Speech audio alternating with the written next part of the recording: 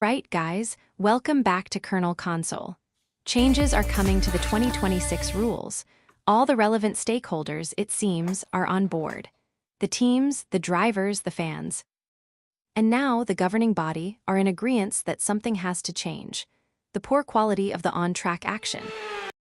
The safety concerns that became especially clear during the Japanese Grand Prix. Well, the tension Something is will building change. here at the circuit Big as the meetings are start of upcoming today's over the next Formula few One Grand days Prix to draws determine ever what that nearer. will be. What? What will they change? So with the race Will it be not enough to far keep away from Max start- Verstappen in the sport? Can And these alongside- regulations actually be fixed? Romance and Troy, your thoughts in the Okay, comments. mate. Radio check, please. Radio Hit check. the like button if you enjoy. Radio check. Subscribe if you are new. As always, one quick thing. Alston Martin, they think they found a solution to the vibrations. They tried a couple of things on Friday. Apparently, some of them actually worked. Although, they didn't run those things in the weekend because they require further tests and development or whatever. It's completely chaos, obviously, over there. Thankfully for them, Alonso decided, you know what? Okay, I will actually suffer the pain and drive this car to the end of the race. So, at least they got to finish it. So, I guess congratulations on that one. Unfortunately, however, lots of Alonso fans not especially keen to watch him drive around at the back of the grid, and understandably so. The viewership as a result is actually substantially down in Spain. Now, in Italy, it's up obviously, right? Nobody's surprised. Ferrari are a bit better, and Kimi's winning the races. So, I think it's a little bit too early to say whether the viewership is down or up, because of these new regulations. Okay, listen, right. don't worry about it, mate. It can People happen are to the tuning best out of us. because Now, they look, don't I've like got a them new anymore. strategy option for The you in data is MFD, so go and have a inconclusive look. on that one for now, but a picture will become clear in due course. And we just got to dive back into what we found out at the Japanese Grand Prix, a little bit more on how these regulations look. I think we've had a pretty good grasp now of what these rigs look like in quali, in the race. And also from a safety perspective as well, because this was a key concern that many of the drivers talked about. The potential for massive differentials in closing speed, such that you just don't get in any other motorsport. Right? Like the fact that B-Man was 50 kph faster than Colapinto at the same part of the track, both on full throttle. It's like that's just not a thing that should be happening. And well, as Damon Hill says, he's right to be concerned. Carla Science says that they've been warning, and from the GDPA, the Grand Prix Drivers Association, whatever it is. Anyway, talking to the FIA about this, and some concerns, and Hill says it's basically like getting brake tested. And he's not necessarily wrong. This was that crash actually from the perspective of the crowd, if you guys haven't seen this angle yet. But yeah. B-Man kind of gets pushed off the track. But as I said yesterday, I think to some degree you can, and Bevon even said it. He was like, Colapinto didn't give me much space. But equally, I don't think Colapinto at this point in a regulatory cycle can be expected to expect a car to be closing in on him 50 km an hour faster than he's going, because that's just never been the case in motorsport, unless there are some untoward circumstances. Science says we were lucky to escape with only, a bruised knee for Ollie Behrman. Imagine going, and this is a very fair point, because the races that we have had so far. Melbourne is a semi-street track in a way, but China and in Japan very much purpose-built tracks.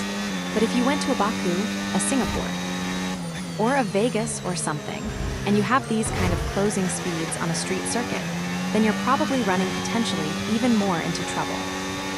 And as we know in Formula One, if there's anything that is going to get the FIA to change things when it comes to the regulations and Formula One management themselves and Liberty Media, safety is the way to do it. Right? If teams want changes, like at the Grand Prix starts when McLaren were very keen to get the start procedure changed. Ferrari weren't so keen, let's say, to get the start procedure changed. That was a safety grounds discussion. That's what they said, as it turns out. So far the race starts have been relatively okay, apart from back in Melbourne, right? We had the near miss for Colinto, and maybe we will get some bad moments going forward. So far, it's been all right, but I think understandable concerns, and the safety argument in this case is very much so a good one. just a quick aside on George Russell, because I think we got much more information this weekend as to what F1 looks like in 2026, and also what the championship battle is going to be. Russell says it probably would have been a race win had the safety car not happened again. That would have relied on him getting past Piastri, which was not clear that it was going to happen. Not going to talk too much more about that battle today. That's a conversation for the coming weeks. What I will reveal, or well, Shavelin revealed. And this is what he had to say on the super clip, that Russell had that allowed to pass him, which is all very confusing, and again, this was potentially a cause for safety concern. Now, what happens is the car took a screenshot or something. It's kind of confusing. He had a bug in the Mercedes software code, where he pressed a button on the wheel and shifted a gear at exactly the same time. That caused, for some reason, the power unit to go into super clip mode and charge up the battery for no reason, which allowed SH to get past. It's interesting again that he mentions, because I think he did this also in China, because on the let's say the lap before the safety car restarts, if you actually harvest too much energy, you go over the 812 megajoules that you're allowed to recharge, then you're still going to burn some of that down the final straight before the restart begins, which means you're not going to have enough juice left in the tank. So the drivers do have to be careful about this. I think Russell was too busy on the radio asking when Kimi was going to go for the restart, than actually focus on getting the harvesting right that cost him at the start of the restart. But the key takeaway of yesterday is that we've had 3 Grand Prix changes will be coming. At the moment. Just now focus on the qualifying driving. is terrible. Like everybody knows that qualifying is not how Formula One should be.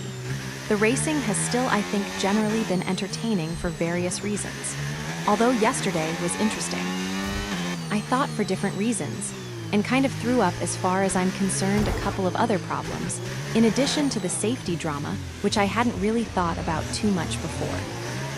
I'll explain that in a second, but Thomas Maher says, I'm hearing some interesting admissions off the back of Suzuka. Namely, there is a growing awareness within the FIA that the 50-50 split has been the wrong direction. Who could have thought? Who could possibly have thought, guys?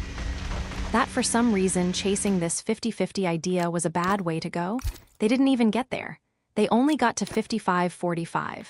So, congrats, You've ruined it, and for what, right? Congratulations, everyone. It's welcome Audi to the sport. Wonderful, isn't it? Anyway, it's understood that in the short-term energy deployment limits are being looked at, while longer-term a change in the ICE versus electrical split. Yes, this is the conversation. In the short term, we can talk about how much energy you can deploy, whether we drop the 350 kW from the battery further down. We make the cars a lot weaker. But they would be effectively you're forcing that the internal combustion engine has a more powerful role to play, which would limit these issues, right? Last year, and for several years before that, it was 85-15, and that seemed to be working reasonably well. The driver would still have the overtake mode where they could use the extra battery deployment, and the car did figure out where best to deploy that energy on a qualifying lap. But we still got kind of maybe the best of both worlds, if you want to consider it in that context. Longer term, obviously, we want to think about this 50-50 split. Can we get it maybe to 70-30? One way to do that is to tell the lads, build a bigger fuel tank and we're going to increase the fuel flow rate. You can't really do that mid-season. However, what's interesting is the teams don't necessarily agree with the drivers, because the drivers are pretty unanimously not very happy with this, and totally understandable. Even Hamilton yesterday, who's been pretty big, not proponents, but because Hamilton did admit that there's some things like the super clipping and the qualifying he doesn't like. Obviously, it's just anti-driving, DRS now enabled. I think is the way DRS that enabled. Max described it. The fact that if you're on the limit of a DZM, you're actually going slower because the algorithm doesn't like it, and that's the most important thing. That's especially damaging, I think, to the viewing and driving experience in qualifying. It's also relevant in the race that we'll discuss in a second. But even Hamilton, after yesterday's Grand Prix, was like, don't really know why my car was slower. Then okay, maybe it was he was making some error somewhere and not harvesting properly. But it was just confusing to us watching and confusing to Hamilton. Because you just sometimes you see a driver has a big lockup. Nice overtake. Makes a mistake, their front left's got huge flat spot vibrations. And all this, and you can see that they've made a mistake, and it's cost them performance. Maybe they've got off the track, they've picked up some grass onto their tires, Okay, we've got a and then full they're course slower for the caution. coming lap, Safety car's so you out. can kind Keep of an eye why a on the driver delta. We need to keep it might be positive faster to avoid or a slower penalty. sometimes. Slow down, Whereas right now, maintain it's all positive kind of in the delta. ether, Okay, we're and you more or never less really into know. the pit And window you also now. If you don't want really fresh know how rubber fast during the safety guys car, we're ready for are you. going at various points, neither do the other drivers, of course. So it's the safety thing, but the teams don't necessarily agree, because as I say, the drivers are pretty unanimously not very happy with various elements of this. But if you're Mercedes and you're winning, it's like, well, there's a lot of prize money Yuki is in the pits. line Yuki if in we the win pit this lane now. championship. So there's something to be said for that other teams may disagree in other ways. Finding an agreement, and as I mentioned Okay, we're coming earlier, up to the Audi. safety car now. Do not They were one of pass the it. big You are the reasons why leader. these Follow the regulations safety look car. as they do. We don't have an MGH because of Audi. They didn't want to make one from scratch. So we scrapped it. It would have done a lot, I think. To help these regs would be a lot more harvesting. Anyway, that's a conversation we've had before. The point is that teams like Audi are not probably going to be easily convinced that significant changes need to be made. But changes need to be made, and they will, according to rumors that basically everyone is now agreeing that okay, we're going to have to do something. What that is? That's a question. Max has been very critical, and we're just going to discuss more on Max actually in the coming minutes here. But the FIA make a comment on this, and they say since their introduction, the 2026 regs have had ongoing discussions. FIA, teams, power unit manufacturers, drivers, and FOM. The drivers actually commented on this to some degree and said they don't listen to us. What are you talking about? But and on some level, maybe they shouldn't. Like, I don't really care if the drivers enjoy the regulations or not, but I am interested in their opinion. Right. The drivers were not a big fan of the very stiff ground, era cars cause it was, ruining their spine. And that's a valid complaint, but equally. If those cars were just the best cars ever, like we had phenomenal racing, which of course we didn't. But imagine we did, and they were just like the perfect car in some way. Then okay, if the drivers don't like it, whatever, right? You're getting paid millions to drive in Formula One. If you don't like it, you can go and do something else. But if the cars are also bad, then obviously the drivers have something to say. It's been a consistent position of all stakeholders that a structured review would take place after the opening phase of the season. And now that there's April to have these meetings with no other Grand Prix on, that is what they're going to do. So they say they've got a number of meetings scheduled in April. I think the first one is on the 9th according to rumors, but there will be more. And they will discuss and analyze and simulate what the best possible solution here is. Mainly they're discussing here on safety grounds. They put this out specifically related to the Ollie B-Man crash at the Japanese Grand Prix.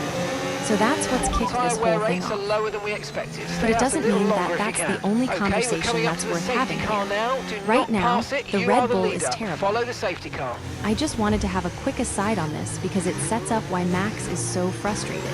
But it's actually not about the power unit fundamentally. Of course. It is, but it's not bad with respect to other cars, the Red Bull. And Isak here makes quite the assessment really, because he had that big battle with Arvid Lindblad. We have a good power unit. The engine is good. It's just the chassis is terrible.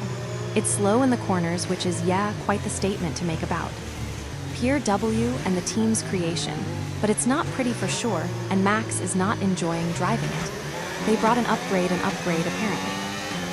The bottom here is the new side pods design, which is, as you can see, quite different. I know these are slightly different angles, these shots, but okay, clear.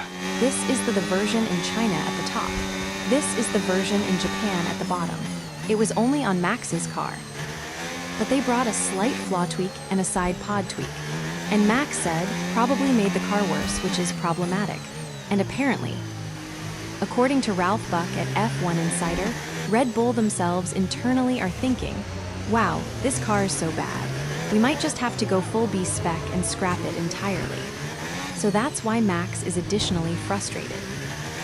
And that's what Lauren McKee says. He's like, well, yeah, Max, we're not worried about him retiring or stepping away or anything. We're concerned about the car. Once we have a better car, we will have a much happier Max. That's what McKee says, and he's probably right to an extent. But I don't think this is the full extent of the matter.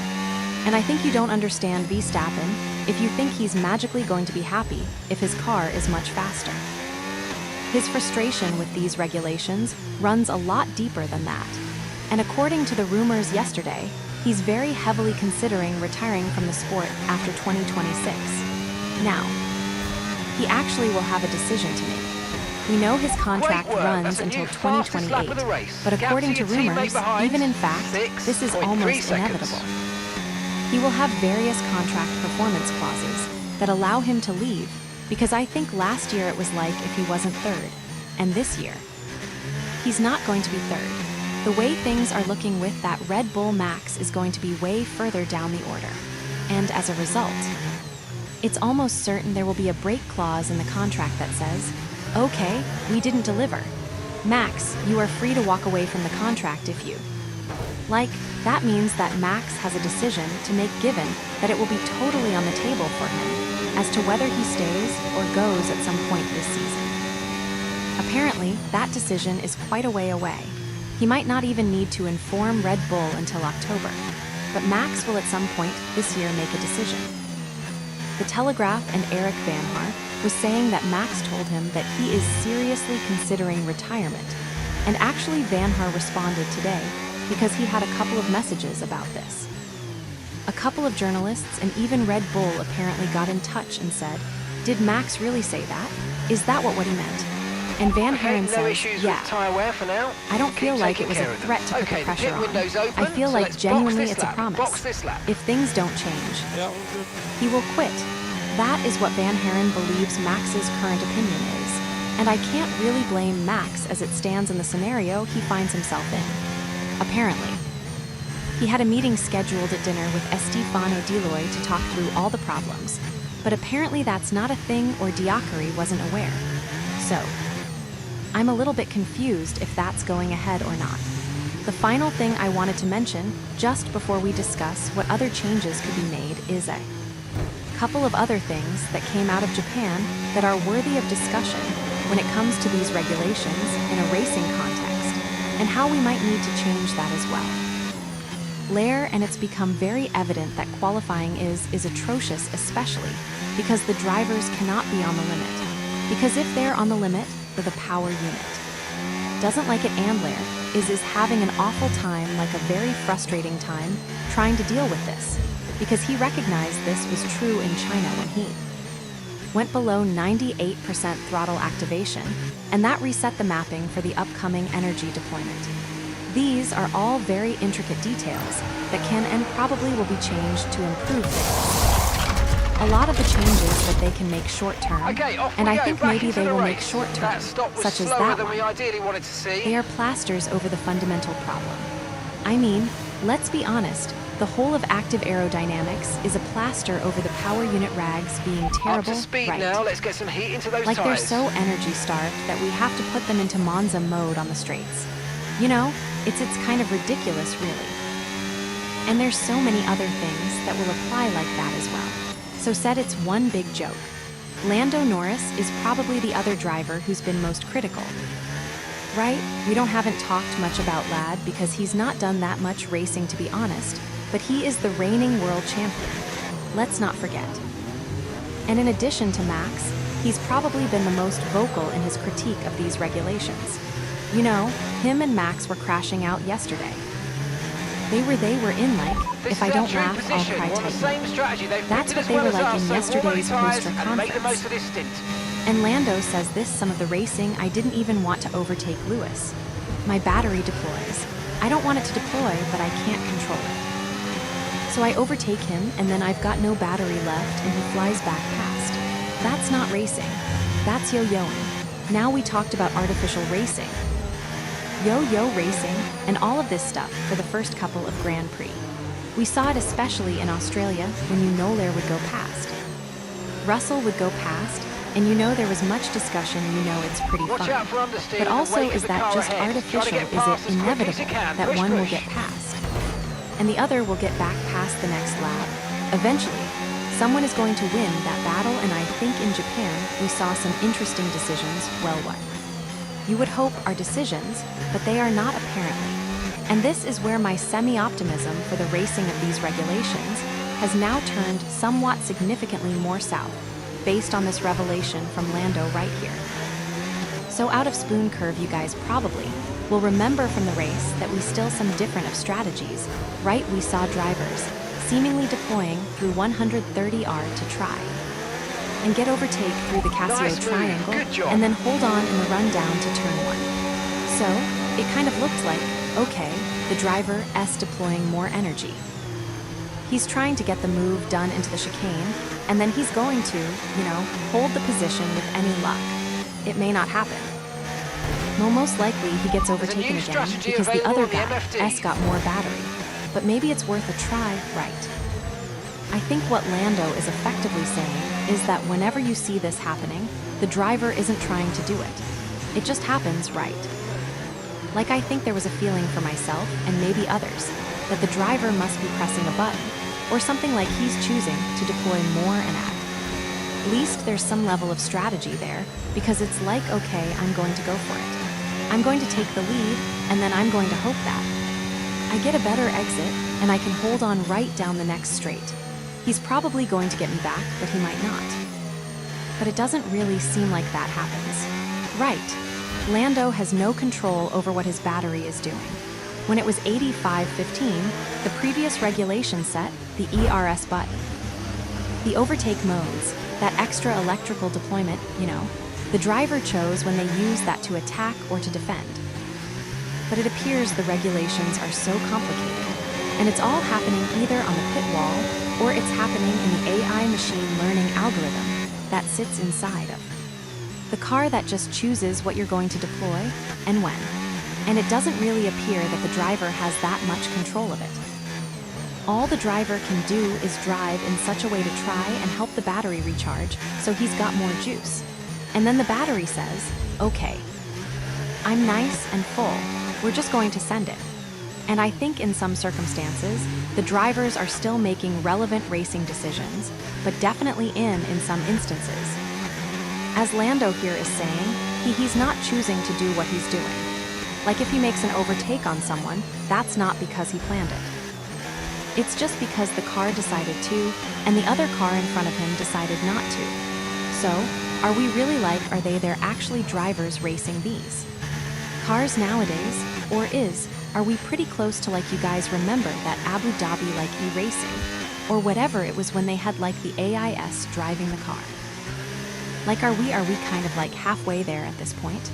I don't know, because I think the frustration on yo-yo racing I felt was a little bit overblown over the first couple of races. I thought, okay, there's at least something in this. It's at least opening the door for the drivers to battle, which I still think is true. We've still got some, nice overtakes and stuff happening because of the battery differentials. But it does appear that a lot of the racing is not what we want to see. Fred Vers says in Miami, it's going to be a different championship.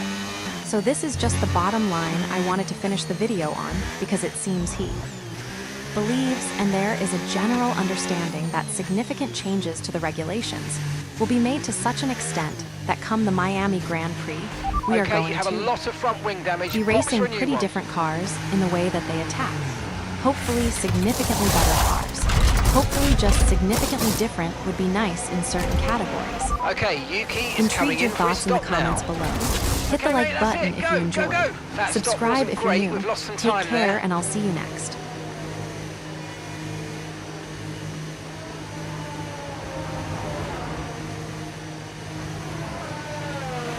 Look after these tyres now. We want to finish the race on this compound.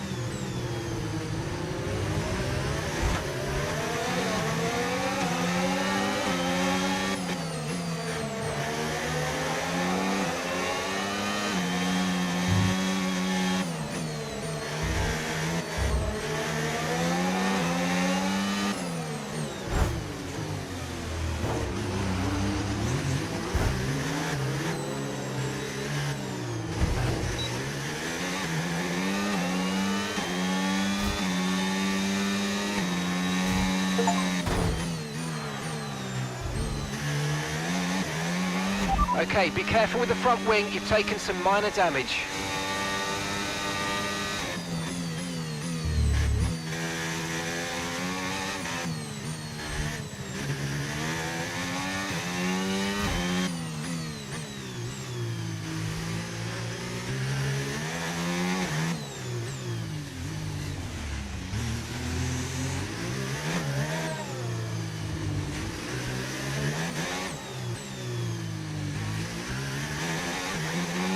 The car behind's just boxed for mediums. Car behind on the medium tyre now.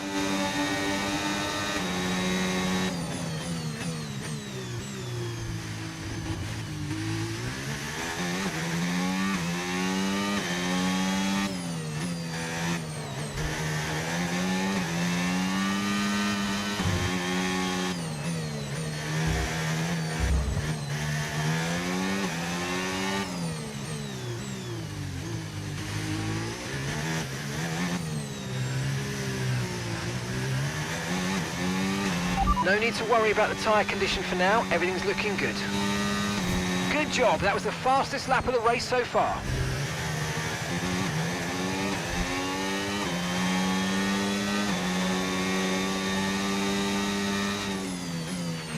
Okay, so we're leading our teammate by 18.9 seconds.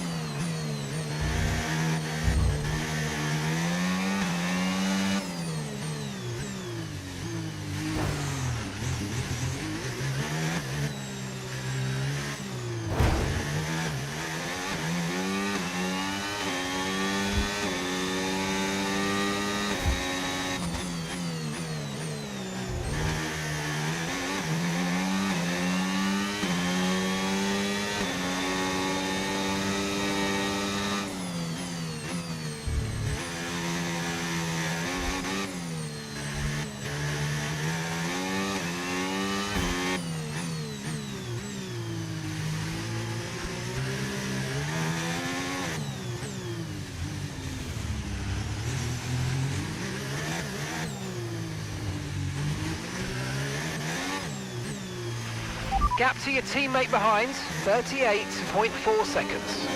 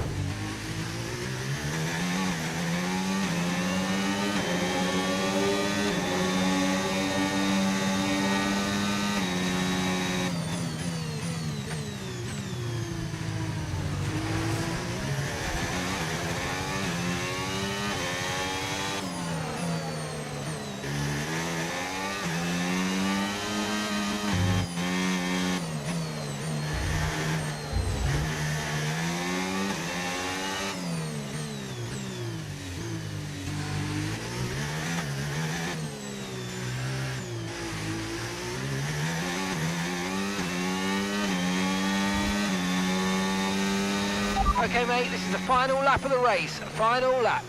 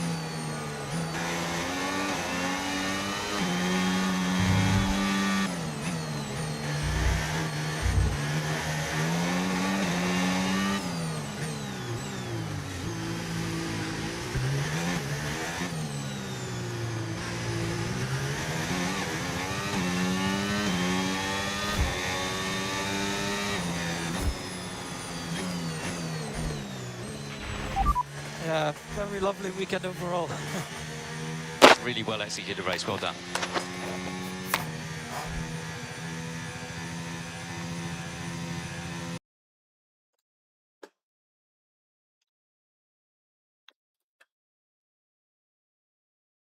The checkered flag is out.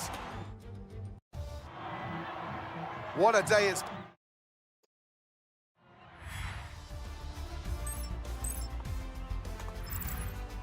Well, what an end to another fantastic weekend of racing. Thanks to everyone who joined.